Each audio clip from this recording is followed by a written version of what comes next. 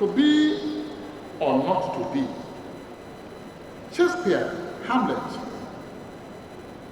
was full of, known for procrastination. To be or not to be. Can we still be procrastinating? Do we take a decision? Do we take the bull by the horn? In trying to answer that question, or those questions, examples of some countries of the world. Paragraph 13.2, France. Some of us will hear of France. First Republic, Second Republic, Third Republic, Fourth Republic, Fifth Republic. That was France. That is France. One people, one language. From monarchy to Napoleon to others and to what they have now. The fifth constitution. They keep on looking at their constitution, changing the constitution to meet with the present conditions.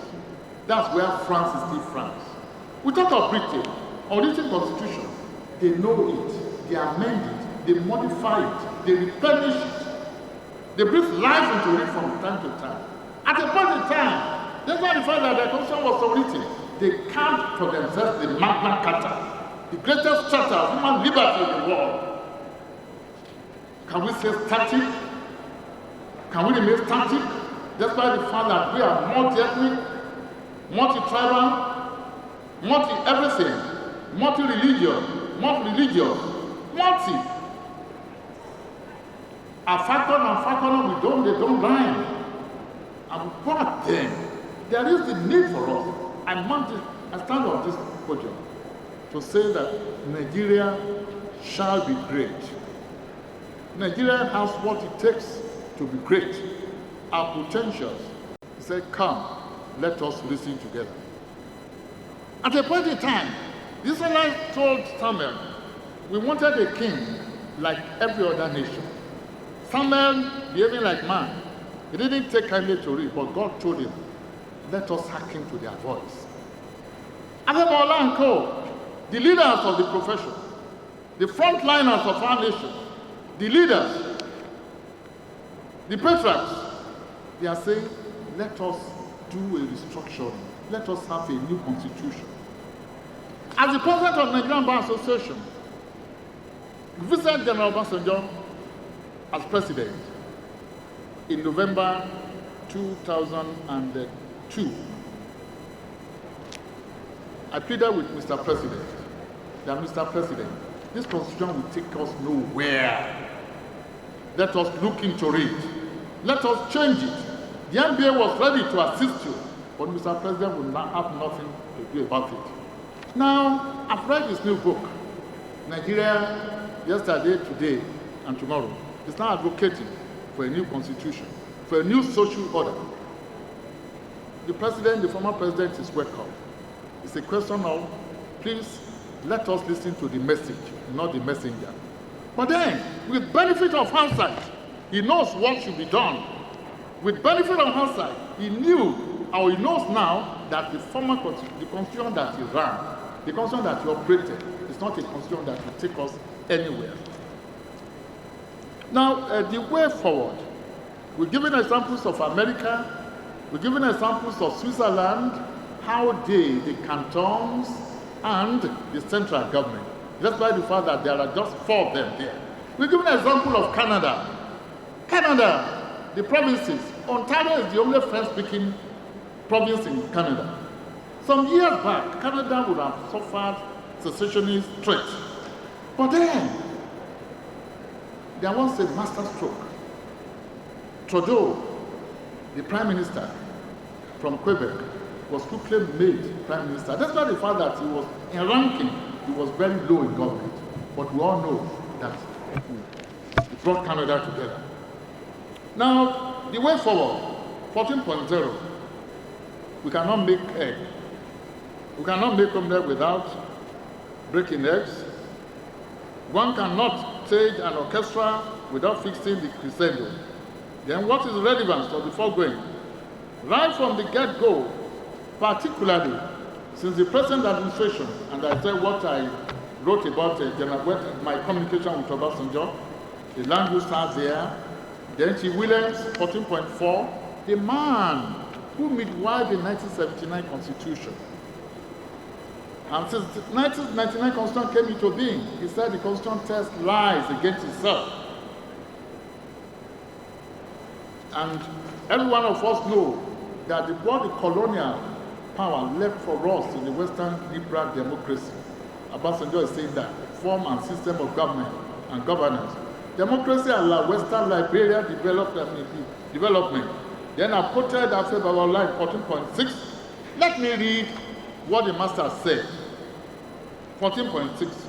Restructuring Nigeria's socio-political foundations now and with the utmost priority is a time-sensitive step that is required to save the nation from looming perdition, God forbid.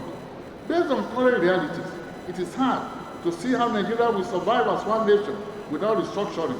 It is now a clear case of either we restructure now or we face unplanned reconfiguration in not too distant future. Everybody says it. Everybody knows what to do. But it appears we don't want to do what we should do.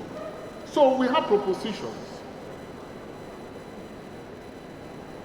Paragraph 15.0.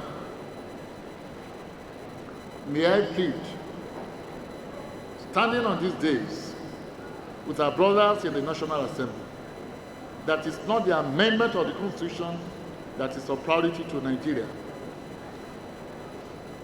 You cannot keep on amending what in my own view is unamendable.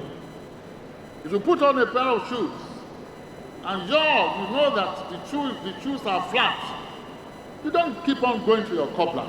You buy a new pair. If your garment is worn out, you don't keep on stitching and stitching and stitching. You change it. Now the National Assembly says they are gathering, they want to amend. How many sections do you want to amend? Out of how many sections? You want to plead with them. Nigeria belongs to all of us. Nobody knows it all. Nobody has monopoly of knowledge, of wisdom, of understanding. We want a country where there will be unity in diversity, not diversity in disunity. There's a world of difference between the two. We want a country where there will be compromise. And let us face this. Federalism, how is it formed? From time immemorial, states will come together. They say, we want to form a center, want to form a union. They share part of their powers.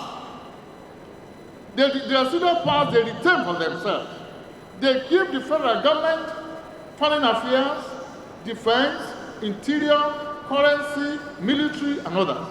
Not that the federal government will be winner takes all. It has never been so. But where are we now? Is it possible for the states as they are presently constituted, right from the time General Gowon brought Nigeria into 12 states, then followed by successive military administrators, and the last of which was Abacha. In 1996, he created a Ekiti state. The states now, let us be honest with ourselves. Can they tell the federal government, can they look the federal government in the face that we want true federalism?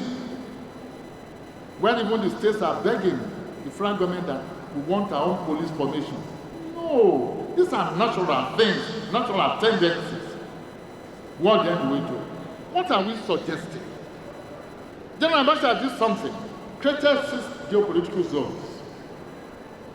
The Northwest, the North Central, the Northeast, the Southwest, the South-South, and the Southeast.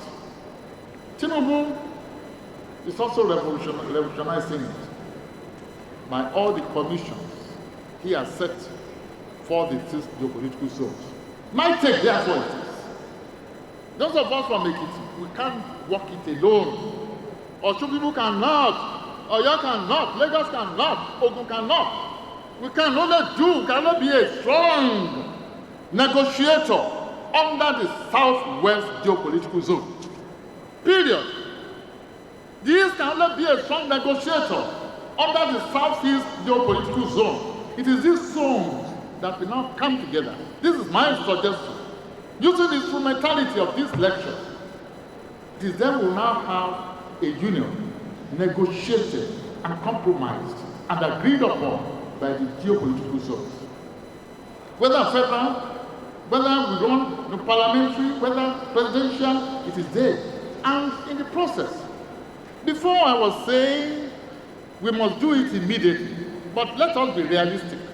Time is of the essence. Elections are coming, and coming very soon. I don't want to make any proposition that I know is not realistic. We are giving them a timeline from now till May 29, 2031. We have a long period. There will be a referendum. People will have the time to debate the Constitution. Those of us on the Southwest will know what to tell them. And mind us, let us remind ourselves. Before independence, there was a willing commission put in place to address the fear of the minority. Listen again, let me repeat myself. The willing commission was put in place, even by the colonial masters, to address the fear of the minority. Is it the minority that are so dreadful of Nigeria today? Is the majority not? And that was the practical.